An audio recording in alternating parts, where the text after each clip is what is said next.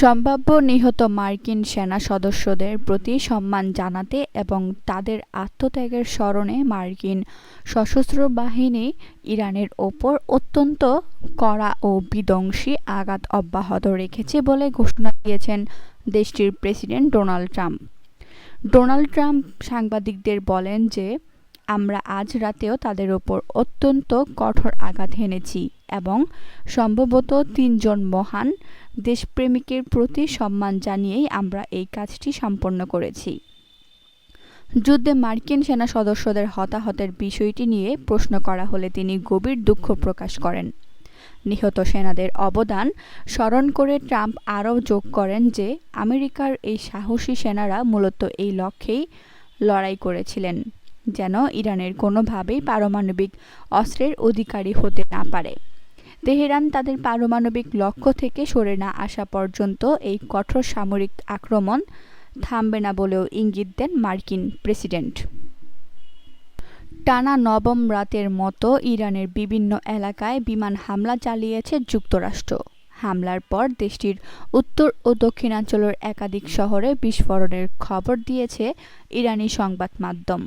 একই সঙ্গে হরমুজ প্রণালীর নিয়ন্ত্রণকে কেন্দ্র করে ওয়াশিংটন ও তেহরানের মধ্যে উত্তেজনা আরও বেড়েছে। মার্কিন সামরিক বাহিনী এক বিবৃতিতে জানায়, সর্বশেষ হামলার লক্ষ্য ছিল হরমুজ প্রণালী দিয়ে চলাচলকারী বাণিজ্যিক জাহাজ ও নাবিকদের ওপর হামলায় ব্যবহৃত ইরানের সামরিক সক্ষমতা দুর্বল করা। তাদের দাবি, ইরানের সামরিক অবকাঠামো লক্ষ্য করেই এই অভিযান পরিচালনা করা হয়েছে। ইরানের রাষ্ট্রীয় টেলিভিশন IRIB জানায়, দক্ষিণ পশ্চিমাঞ্চলের খুদেস্তান প্রদেশের মাহশার ও ইমাম খোমেনি বন্দর এলাকায় একাধিক বিস্ফোরণের শব্দ শোনা গেছে।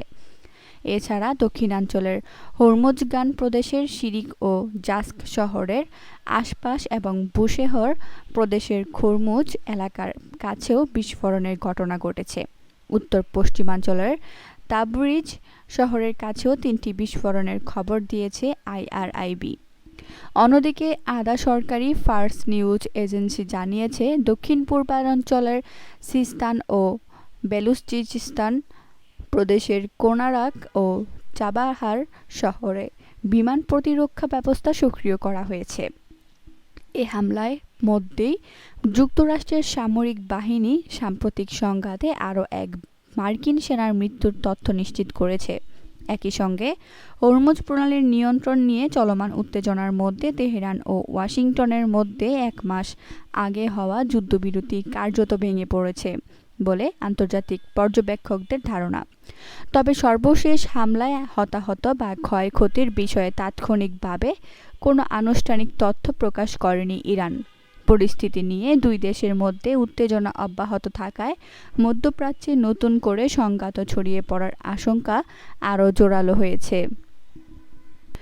কৌশলগতভাবে গুরুত্বপূর্ণ হরমুজ প্রণালী অতিক্রমের চেষ্টা করার সময় আইন লঙ্ঘনকারী 2টি তেলবাহী ট্যাংকারকে লক্ষ্যবস্তু করার ঘোষণা দিয়েছে ইরানের elite force Islamic Revolutionary Guard Corps বা IRGC।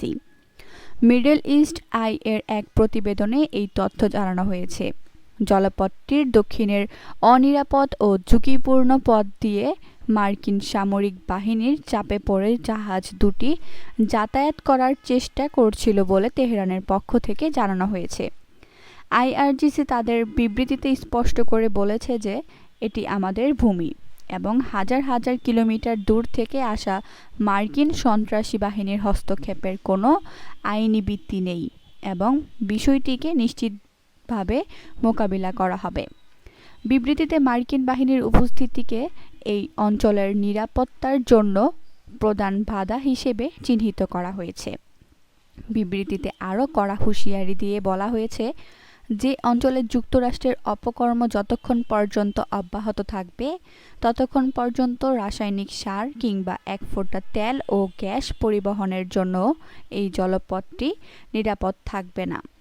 মার্কিন বাহিনীর উপস্থিতি ও কর্মকাণ্ডের কারণেই গুরুত্বপূর্ণ এই প্রণালীতে সার্বিক নৌ চলাচল চরম ঝুঁকির মুখে পড়েছে বলে দাবি করেছে IRGC। মধ্যপ্রাচ্যে মার্কিন যুক্তরাষ্ট্র ও ইরানের মধ্যকার সামরিক সংঘাত মারাত্মক আকার ধারণ করায় এবং কৌশলগতভাবে গুরুত্বপূর্ণ হরমুজ প্রণালীতে তেল পরিবহন ব্যাহত হওয়ার জেরে বিশ্ববাজারে প্রতি ব্যারেল ব্রেন্ট ক্রুড অয়েলের দাম 2% বেশি বেড়ে $90 ছড়িয়ে গেছে।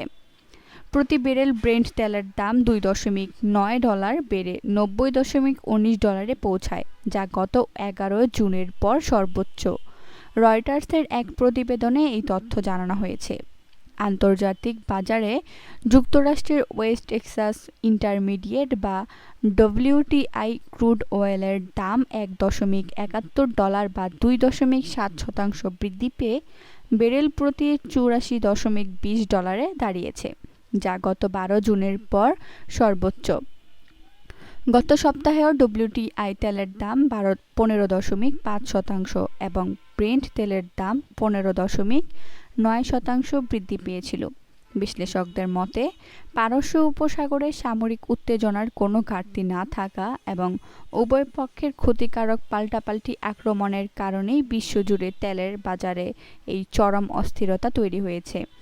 চলতি সপ্তাহের শেষ দিনগুলোতেও সংঘাত কমেনি, যেখানে মার্কিন বাহিনী ইরানের ওপর টানা নবম রাতের মতো বিমান হামলা চালিয়েছে এবং মার্কিন মিত্র কুয়েত ও বাহরাইন নতুন করে ইরানি হামলার খবর দিয়েছে।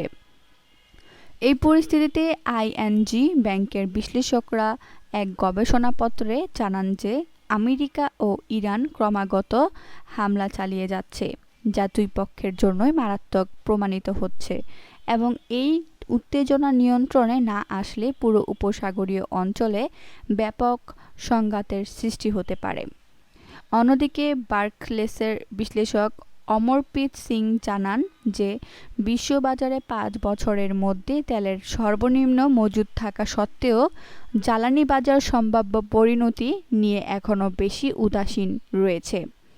ইরানের ইসলামী রিভলিউশনারি গার্ড কর্পস বা আইআরজিসি দাবি করেছে যে মার্কিন সেনাবাহিনীর প্ররোচনায় হরমুজ প্রণালীর দক্ষিণ অংশের অনিরাপদ পথ ব্যবহার করায় 2টি তেলবাহী ট্যাংকারে বিস্ফোরণ ঘটে, সেগুলো অকেজো হয়ে পড়েছে। যদিও রয়টার্স এই স্বাধীনভাবে যাচাই করতে পারেনি। পাশাপাশি যুক্তরাজ্যের ম্যারিটাইম ট্রেড অপারেশনস বা ইউকেএমটিও জানিয়েছে যে ওমানের কুমজার উত্তর পশ্চিমে একটি জাহাজে আগুন ধরে যাওয়ার ঘটনা ঘটেছে। লন্ডন স্টক এক্সচেঞ্জ গ্রুপ বা এলএসইজি তথ্য অনুযায়ী গত রবিবার বৈশ্বিক তেল পরিবহনের প্রধান পথ হরমুজ প্রণালী দিয়ে মাত্র 4টি জাহাজ যাতায়াত করেছে, যা আগের দিনের 8টি জাহাজের তুলনায় অর্ধেক। যুক্তরাষ্ট্রের সঙ্গে চলমান সংঘাত ইরান তখনই শেষ করবে যখন যুদ্ধক্ষেত্রে তাদের অবস্থান সুবিধাজনক বা শক্ত ভিত্তি লাভ করবে বলে জানিয়েছেন দেশটির পররাষ্ট্রমন্ত্রী আব্বাস আরাকচি। রাষ্ট্রীয় সংবাদ সংস্থা ইরানকে দেওয়া সেই সাক্ষাৎকার থেকে আরাকচির এই অবস্থান সম্পর্কে নিশ্চিত তথ্য পাওয়া গেছে। সাক্ষাৎকারে তিনি স্পষ্ট করে উল্লেখ করেন যে কোনো সংকট বা সংঘাত ব্যবস্থাপনার ক্ষেত্রে সবচেয়ে গুরুত্বপূর্ণ সিদ্ধান্ত হলো কখন যুদ্ধ থামিয়ে আলোচনার টেবিলমুখী হওয়া উচিত তা সঠিকভাবে চিহ্নিত করা। আব্বাস আরাকচি সাক্ষাৎকারে উল্লেখ করেন যে সংগ্রামের সমাপ্তি 2টি উপায়ে অর্জিত হতে পারে, হয় পূর্ণাঙ্গ সামরিক বিজয়ের মাধ্যমে, না হয় দ্বিপাক্ষিক আলোচনার মাধ্যমে। আর আলোচনা শুরু করার উপযুক্ত সময় সেটাই যখন সামরিক ক্ষেত্রে একটি নির্ভরযোগ্য ও সুনির্দিষ্ট কৌশলগত সাফল্য অর্জিত হয়। তিনি আরও যোগ করেন যে দেশের সাধারণ মানুষের জীবন ও পুরো রাষ্ট্রের ভাগ্য নিয়ে কোনো ঝুঁকি নেওয়া যায় না, বরং প্রতিটি সিদ্ধান্তই সুনির্দিষ্ট ও নিখুঁত হিসেব নিকেশের ভিত্তিতে গ্রহণ করা প্রয়োজন। ইরানের পররাষ্ট্রমন্ত্রী আরও বলেন যে সংঘাত চালিয়ে গেলে অর্জনের পাল্লা ভারী হবে, নাকি জাতীয় ক্ষতি ও মানব সম্পদের বড় মাশুল গুনতে হবে। রাজনীতিবিদদের প্রতিনিয়ত সেই হিসাব মেলাতে হয়। কিছু ক্ষয়ক্ষতির স্বীকার করতে হলেও এই যুদ্ধের মাধ্যমে তারা একটি শক্তিশালী আন্তর্জাতিক পক্ষ হিসেবে আত্মপ্রকাশ করতে পেরেছেন। এবং শাসন ব্যবস্থার সামরিক সামর্থ্য বিশ্বমঞ্চে প্রমাণ করেছেন বলে আরাকচি দাবি করেন।